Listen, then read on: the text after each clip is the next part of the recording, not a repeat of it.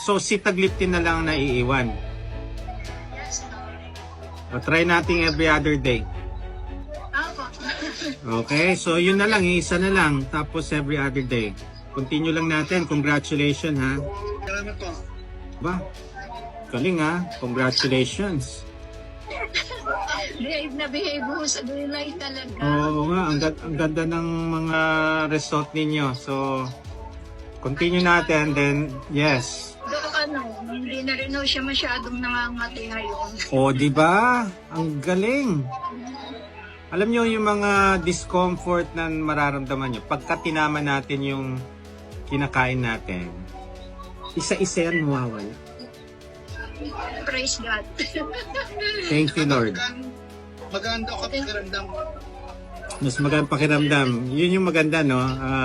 Once na low carb tayo, nag-adapt dito, iba yung pakiramdam eh.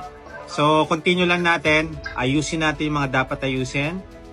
So, hopefully, praying, yung CKD4 ninyo,